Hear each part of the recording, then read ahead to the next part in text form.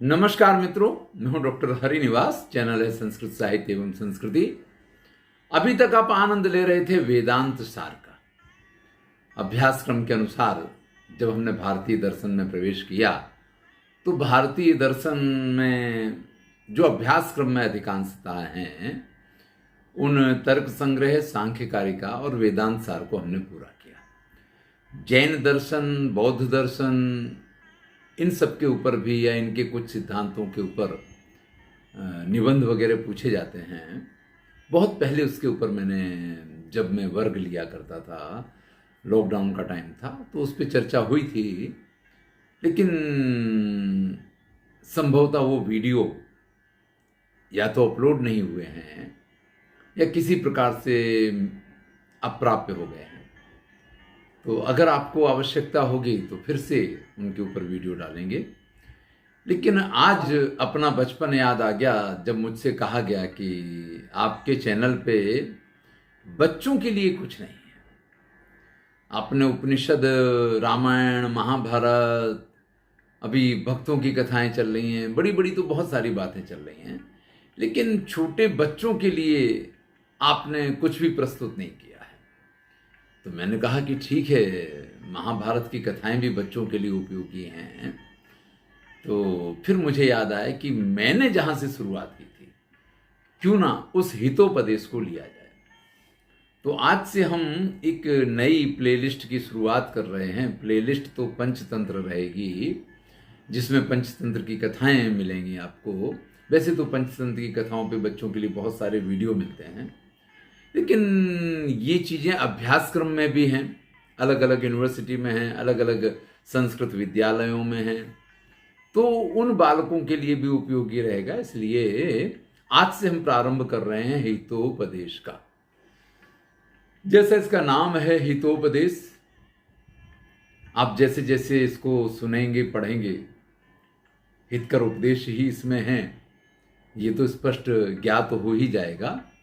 लेकिन मुझे आज अत्यधिक आनंद इसलिए हो रहा है कि मैंने अपनी जिंदगी में जब संस्कृत पढ़ना प्रारंभ किया था तो सबसे पहला जो ग्रंथ मैंने पढ़ा था वो हितोपदेश था। भाषा भी सरल है, विषय भी सरल होता है। मैं कोशिश करूंगा कि मेरी प्रस्तुति भी सरल हो तो सबके लिए आनंददायक बन जाए। आज हम जब इसका प्रारंभ करने जा रहे हैं तो थोड़ा सा जान लें हितोपदेश के विषय में। मैंने आपसे कहा कि पंचतंत्र की कथाओं पर आधारित है। पंडित विष्णु शर्मा जी ने पंचतंत्र नाम का एक बड़ा ही प्रसिद्ध ग्रंथ है, लगभग सभी विदेशी भाषाओं में भी जिसका अनुवाद हो चुका है, या जिस पे बनी हुई सीरीज सभी भाषाओं में आप देख सकते हैं। ऐसे पंचतंत्र को आधार बना के पंडित नारायण जी ने उसको और सरल बनाने के लिए इस हितोपदेश की संरचना की। इसमें उन्होंने पंचतंत्र से कथाएं ली, पंचतंत्र से श्लोक लिए, और इतना कुछ कम था तो स्वयं विद्वान है नारायण जी, तो उन्होंने क्या किया कि विविध जो नीति परक शास्त्र थे, उन शास्त्रों में से, उन ग्रंथों में से सुंदर सुंदर नीति परक जो श्लोक हैं उनका भी संग्रह यहां किया है। यानी यहां हितोपदेश के अध्ययन से हमें एक साथ जो बाल वार्ताएं सुनने को मिलती हैं, बाल कथाएं सुनने को मिलती हैं, इसके साथ साथ बड़े ही हितकारक जो नीति परक हैं, ऐसे श्लोकों के माध्यम से वो नीति परक बातें भी जानने को मिलती हैं। तो चलिए प्रारंभ करते हैं मंगलाचरण से। सिद्धि ही साध्ये सतामस्तु प्रसादात् तस्य धूर्जटे जाह्नवी फेन लेखेव यन्मूर्धनि शशिनः कला। मैंने आपसे कहा था कि प्रथम ग्रंथ मेरा यही था, और इस हिसाब से मैं आपसे यह भी कह सकता हूं कि जो श्लोक मैंने जिंदगी में पहली बार याद किया था वो श्लोक भी यही था। अगर आप मान लीजिए कि त्वमेव माता, गुरुर ब्रह्मा, या नीलांबुज श्याम, इस प्रकार के जो स्तुति परक श्लोक हैं वो तो ठीक है, कि पहले से घर में, चूंकि पंडितों के घर में जन्म हुआ है, तो जो बोले जाते थे, गाए जाते थे, वो सारे श्लोक कंठस्थ होना वो एक परंपरा का भाग था। लेकिन पढ़ के जिस श्लोक को पहले को कंठस्थ किया था, वो श्लोक ये था, जिसमें नारायण जी जो हैं शिव जी की आराधना, उपासना या ग्रंथ के पहले मंगलाचरण में उनकी स्तुति करते हैं। कहते हैं, सिद्धि साध्ये सतामस्तु। जो सज्जन लोग हैं उनके लिए सभी प्रकार की सिद्धियां साध्य हों। देखिए, जीवन में जो अच्छे लोग होते हैं ना, पता नहीं क्यों लोगों को इस चीज का भय लगता रहता है कि वो अपने जीवन में सफल होगा या नहीं होगा। जो सज्जन होता है, जो सरल हृदय होता है, उसके माता पिता से लेकर के उसके आसपास के लोग भी इस चीज के लिए बड़े ही व्याकुल रहते हैं कि इसका जीवन कैसे गुजरेगा। इसके अंदर चालाकी तो है ही नहीं, इसके अंदर होशियारी तो है ही नहीं, ये तो बड़ा सीधा साधा है, सभी इसको मूर्ख बना जाएंगे। लोग ऐसा सोचा करते हैं। संभवतः नारायण जी को भी ऐसा लगता होगा, इसलिए उन्होंने सताम सिद्धि साध्ये, सज्जन लोगों की सिद्धियां जो हैं वो सिद्ध हों। किस प्रकार से? भगवान शिव जिनके मस्तक पे, जिनके ललाट पे चंद्रमा की रेखा, शशिनः कला किस प्रकार से विद्यमान है? जाह्नवी फेन लेखे वह, जैसे उसको जाह्नवी के फेन से चित्रित किया गया।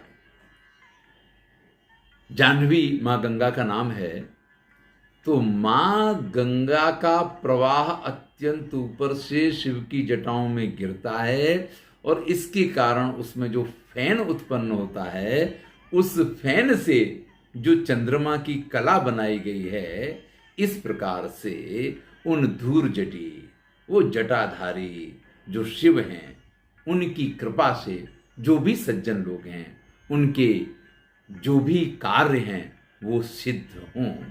इस प्रकार की यहाँ पे प्रार्थना की है, इस प्रकार की स्तुति की है। देखिए, अभी 2-3 दिन पहले मंगलाचरण को लेकर के किसी का प्रश्न था कि मंगलाचरण किस प्रकार का है। देखिए, मंगलाचरण 3 प्रकार के होते हैं, इसकी चर्चा हमने पहले भी की थी। आज मंगलाचरण का अवसर है तो फिर से इस चर्चा को करता हूं। एक मंगलाचरण होता है नमस्कारात्मक, जिसमें यह कहा जाता है कि मैं जगतः पितरौ वंदे पार्वती परमेश्वरौ, मैं जगत के माता पिता शिव और पार्वती की वंदना करता हूं, नमस्कार करता हूं, प्रणाम करता हूं। ऐसी कोई बात जब कही जाती है तो उसको नमस्कारात्मक मंगलाचरण कहते हैं। यहां पे कहा गया है कि जो सज्जन लोग हैं उनके कार्य सिद्ध हों, तो ये भैया एक प्रकार से आशीर्वाद दिया गया है। तो जहां इस प्रकार की बात हो कि भगवान की आप पे कृपा हो, भगवान की कृपा से आपके कार्य सिद्ध हों, भगवान आपका भला करें, भगवान हमारी रक्षा करें, इस प्रकार की बातें जहां हो, उसको आप आशीर्वादात्मक मंगलाचरण मानेंगे। और वस्तु निर्देश तो आपको मालूम है कि जब आने वाली कथानक का, उसके पात्रों इत्यादि का उल्लेख हो उसी श्लोक में, तो आप उसको नमस्कारात्मक या आशीर्वादात्मक के साथ में वस्तु निर्देशात्मक मंगलाचरण भी कह सकते हैं। कई बार ऐसा होता है कि नमस्कार और आशीर्वाद ना हो, सीधे सीधे विषय में प्रवेश कर रहे हों, तो हम उसको वस्तु निर्देशात्मक मंगलाचरण मानते हैं। तो मंगलाचरण के 3 प्रकार होते हैं। किस एक रचना में कौन सा प्रकार है ये समझाने की अपेक्षा आप ये समझें कि किस स्थिति में कौन सा मंगलाचरण होता है, तो आपको प्रत्येक मंगलाचरण का निर्णय स्वयं करना आसान हो जाएगा। चलिए, ये तो हुई मंगलाचरण की बात। अब जरा इस ग्रंथ की बात कर लेते हैं। तो श्रुतो हितोपदेशोयम पाटवम संस्कृतोक्तिषु वाचाम सर्वत्र वैचित्र्यम नीति विद्याम ददाति च। भैया अगर आप इस हितोपदेश को सुनेंगे, अगर आप इस हितोपदेश को पढ़ेंगे, तो क्योंकि संस्कृत भाषा में है और सरल संस्कृत भाषा है, इसलिए एक तो आपको संस्कृत की बोलचाल में या संस्कृत भाषा के ज्ञान में बड़ा ही लाभ होगा, क्योंकि इसमें जो है संस्कृत उक्तियां हैं।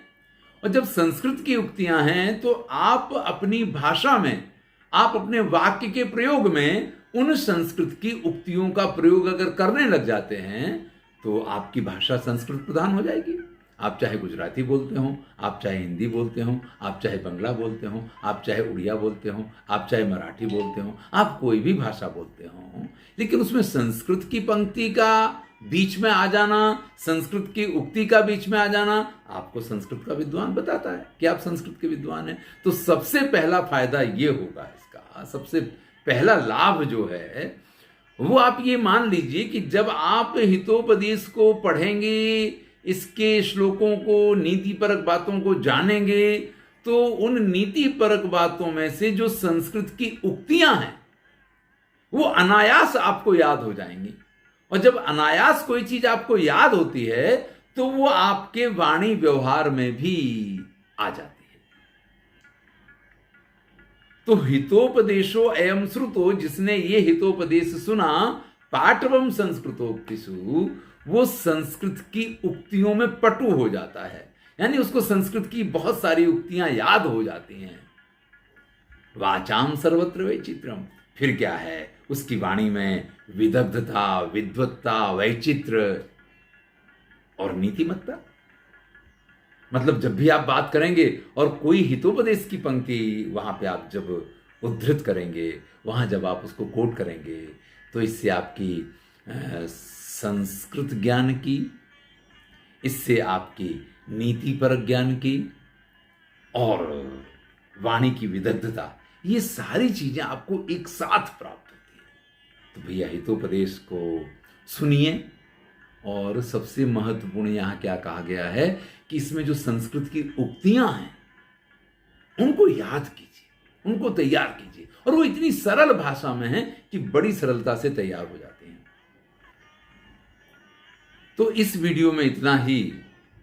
कल से हम एक एक विषय को लेकर के इसका एक एक वीडियो बनाते चले जाएंगे। वीडियो तो बहुत सारे बनेंगे, क्योंकि प्रत्येक विषय को अगर अलग रखूंगा तो सरलता ये रहेगी कि आपको विद्या पे कोई निबंध लिखना है तो आप उसको ले सकते हैं। बचपन में बड़ा ही इन चीज़ों का वो रहता था कि विद्या पे निबंध लिखना, तो क्या करें, तो संस्कृत की विद्यार्थियों के लिए बड़ा सरल हो जाएगा। इसलिए प्रत्येक विषय को लेकर के एक एक वीडियो बनाता रहूँगा और उसको आपके साथ शेयर करता रहूँगा। धन्यवाद। आनंद कीजिए, मित्रों के साथ शेयर कीजिए।